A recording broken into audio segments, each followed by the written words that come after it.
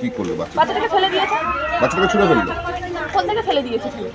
বাচ্চাকে ফেলেছে পুলিশ? হ্যাঁ হ্যাঁ, পুলিশ মানে সবাই তো পুলিশের ড্রেস পরেছিল আর সবার মুখে কালো। কমিশনে জাতীয় শিশু অধিকার সুরক্ষা কমিশনের অভিযোগের পরেই সন্দেশখালীতে গেল রাজ্য শিশু অধিকার সুরক্ষা কমিশন। চেয়ারপারসন তুলিকা দাসের নেতৃত্বে 6 সদস্যের দল আজ ধামাখালী থেকে নৌকায় চড়ে সন্দেশখালীতে যায়। ছাই চাপা ক্ষোভের আগুনে যেন নতুন ঘি ঢেলেছে শীতলিয়া গ্রামের বিজেপি কর্মীর পরিবারের অভিযোগ। গত 10ই ফেব্রুয়ারির ঘটনা। সেদিনের হাড়হিম করা সন্ত্রাসের কথা জানালেন এই মহিলা। সন্দেশখালীর শীতলিয়া গ্রামের এই মহিলা বিজেপি কর্মীর স্ত্রী। ভুজঙ্গ নামে ওই বিজেপি কর্মীর বাড়িতে সেদিন পুলিশের পোশাক পরে কারা গিয়েছিল, তারা কিভাবে অত্যাচার চালিয়েছে সেই অভিজ্ঞতা শুনে শিউরে উঠছে বঙ্গবাসী। সবাই পুলিশের ড্রেস পরেছিল আর মুখে সব কালো কাপড় দিয়ে বাঁধা ছিল মুখটা। প্রায় সবাই জুতো ছিল, শুধু সবাই ছিল না, চপ্পলও ছিল। এটা মানে পুলিশের উর্দি পরে চপ্পল? হ্যাঁ, এই যে ইনি হচ্ছে বড়বাবু আর এই যে মেজবাবু। যদিও রাজ্য শিশু অধিকার সুরক্ষা কমিশনের চেয়ারপারসন বলছেন কারা এসেছিলেন তা নাকি অভিযোগকারী মহিলা জানাননি। কারা করেছেন এটা তো উনি বলেননি বা আমরাও বলতে পারবো না, তাই না? উনি বারবারই বলেছেন যে উনি কাউকে দেখতে পাননি, কারণ ওনারা তো দরজাটা ভেঙে ঢোকেননি। যেটা হয়েছে আর খুবই আতঙ্কিত ছিলেন, ফলে উনি কিন্তু আলাদা করে কারুর সম্পর্কে কিছু বলতে পারবেন না। এখানেই শেষ নয়, মহিলার সেই রাতের অভিজ্ঞতা শুনলে শিহরণ জাগবে যে কোনো সাধারণ পরিবারের।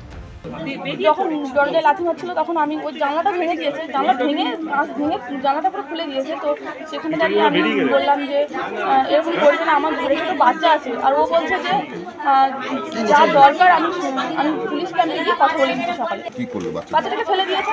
বাচ্চাটাকে ছুঁড়ে ফেললো? কোন থেকে ফেলে দিয়েছে পুলিশ?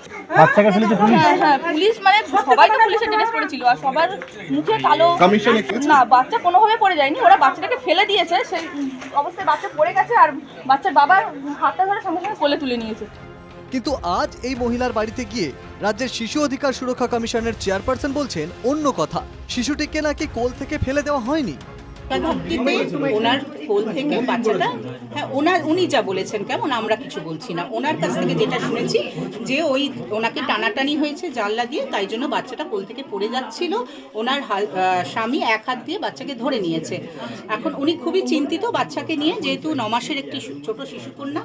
আমরা আমাদের পক্ষ থেকে কমিশনের শিশু অধিকার সুরক্ষা কমিশনের পক্ষ থেকে আমি বলেছিলাম আগেই যে ডিএমকে জানিয়েছি আমরা।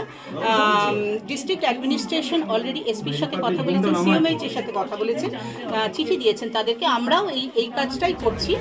তাহলে কার কথা ঠিক? এই আবহে অভিযোগকারী মহিলার পরিবারের সুরক্ষায় কোন পুলিশ থাকবেন তার পরিচয়ও আতঙ্কিত পরিবারকে দেওয়া হবে বলে জানাচ্ছেন কমিশনের সদস্যরা।